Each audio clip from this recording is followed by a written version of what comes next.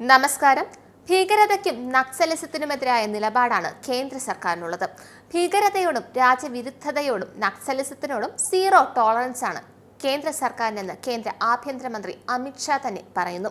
അത് നമുക്ക് അമിത്ഷായുടെ പ്രവൃത്തിയിൽ നിന്ന് തന്നെ മനസ്സിലാക്കാൻ കഴിയുന്ന ഒന്നാണ്. ജമ്മു കാശ്മീരിലെ 2 ഭീകരവാദ സംഘടനകളെ ഈ ഇടയ്ക്കാണ് അദ്ദേഹം നിരോധിച്ചത്. നിരോധിക്കുക മാത്രമല്ല, തുടച്ചു നീക്കിയത്. കൂടാതെ 2026 മാർച്ച് 21-നകം ഇന്ത്യയിൽ നക്സലിസം തുടച്ചു നീക്കപ്പെടുമെന്നാണ് അദ്ദേഹം ഉറപ്പിച്ചു പറഞ്ഞത്. അതായത് 1 വർഷത്തിനുള്ളിൽ നക്സലിസം സ്വാഹ. പണ്ട് അയൽ രാജ്യത്ത് നിന്ന് തീവ്രവാദികൾ കശ്മീരിലേക്ക് കടന്നു വന്നിരുന്നു.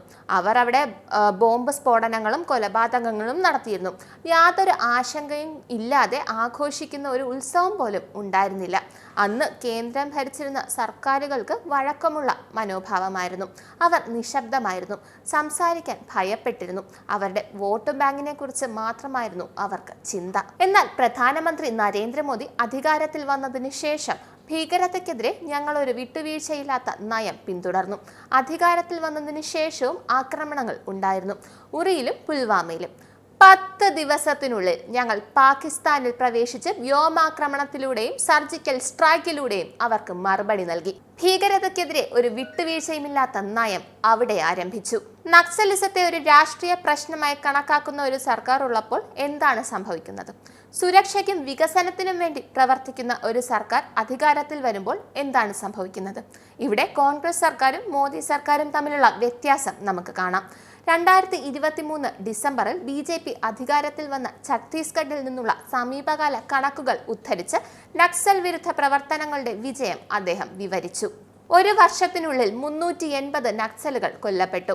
1194 നക്സലുകൾ അറസ്റ്റിലായി. 1045 നക്സലുകൾ കീഴടങ്ങി. സജീവ നക്സലുകളുടെ എണ്ണം 2619 കുറഞ്ഞു. ഈ ഓപ്പറേഷനുകളിൽ 26 സുരക്ഷാ ഉദ്യോഗസ്ഥർ രക്തസാക്ഷികളായി. പോലീസ് സേനയും CRPFും കേന്ദ്ര സർക്കാരും അതേപടി തുടരുന്നു.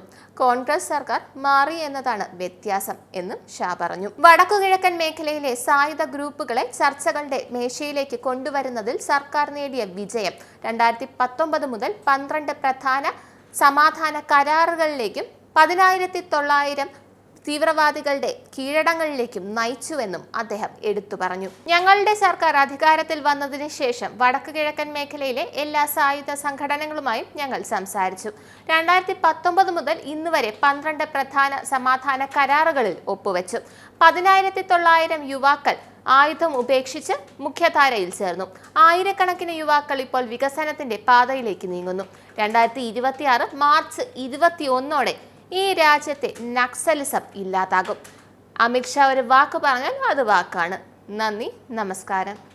നിങ്ങൾക്കും ആനന്ദ മീഡിയയുടെ പ്രേക്ഷകരിൽ ഒരാളാകണ്ടേ? യൂറോപ്പിലും US-ലും ആഫ്രിക്കയിലും അടക്കം പ്രവാസികൾ ഉള്ളയിടങ്ങളിലൊക്കെ ജനപ്രിയ ചാനലുമായി ആനന്ദ് മീഡിയ ഒപ്പമുണ്ട്. ഏഷ്യാനെറ്റ് ഫ്ലവേഴ്സ് അടക്കം നിങ്ങളുടെ വിരൽത്തുമ്പിലെത്തും. ആദ്യം റോക്കു ബോക്സ് സ്വന്തമാക്കുക. അതിൽ നിന്നും ആനന്ദ് മീഡിയ ആപ്ലിക്കേഷൻ ഡൗൺലോഡ് ചെയ്യുക, ഇൻസ്റ്റാൾ ചെയ്യുക. എന്നിട്ട് 02085866511 എന്ന നമ്പറിൽ ഞങ്ങളുടെ കസ്റ്റമർ കെയറിൽ ബന്ധപ്പെടുക.